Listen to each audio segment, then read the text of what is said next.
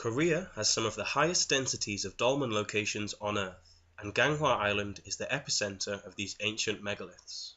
In front of you is the greatest dolmen on all of Ganghwa, so it rightfully carries the name Ganghwa Dolmen. There are over 150 other smaller dolmens on Ganghwa Island alone, and around 30,000 within all of Korea, but I believe that these official estimates fall far short of the actual figure. The word dolmen is known as go-in-dol in Korea. This literally translates as stone door. A door to what? Another realm? Another understanding? A higher consciousness? The Ganghwa Dolmen weighs an impressive 50 tons in total. The capstone makes up most of the 50 tons, being 6.4 meters long and 5.2 meters wide. The two supporting stones propping up this gigantic rock add extra height, leaving the megalithic structure standing 2.6 meters tall. As ever, the official story is that they were created by Bronze Age chieftains, because their skeletons can be found underneath. I feel that the same mistake has been made across the world, and that this is the work of much older civilizations, and that these chieftains simply found these dolmens like we have today. The traditional story that these gigantic megaliths were constructed by Bronze Age kings and chieftains is beyond ridiculous in my eyes. The entire basis for this official theory is that a skeleton has been found underneath a particular dolmen that is accompanied by bronze artifacts. Such items include swords, spears, shields, and jewelry. From these artifacts alone, mainstream archaeologists deduce that these huge pure stone structures of colossal weights must belong to the culture that placed a body underneath them, along with a few pieces of bronze. That may be the official explanation, but I think that that falls far short of a decent answer. Why on earth does a basic understanding of metallurgy in relation to tin and copper prove that the bearers of such bronze possessions could erect these massive pure stone structures?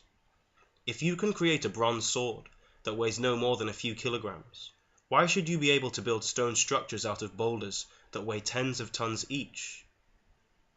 That just doesn't make sense or fit together in my mind.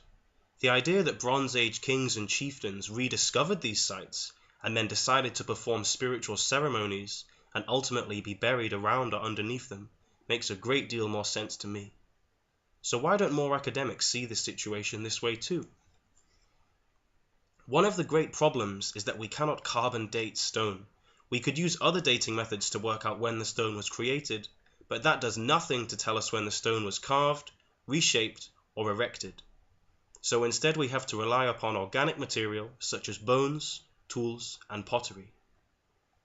The huge problem here is that any culture moving into a site will contaminate the previous record. Humans moving into a previously occupied area will interfere with the earlier geological and archaeological record, thus tainting and damaging the previously datable material.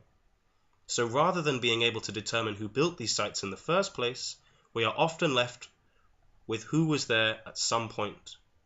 As solid stone boulders will last longer than any perishable material, it is safe to assume that many cultures could have lived in and around these stone sites over the millennia. So who knows who initially built them? This is why I think it is more reasonable to assume that the society that produced bronze ornaments and valued these fascinating structures is not necessarily the same society that built them. We value their presence and wonder beneath them today, so surely previous societies did just the same. I believe that the dolmens of Ganghwa Island have a much more mysterious and far more ancient past than is presently accepted in mainstream academia. Just looking at the intensely weathered stone blocks themselves, they seem far more ancient than any perishable material found in their vicinity. I am no geologist, but I do believe that these beautiful structures are a great deal more ancient than what we have been told, and that they serve a higher spiritual purpose. Thank you for listening, and good night.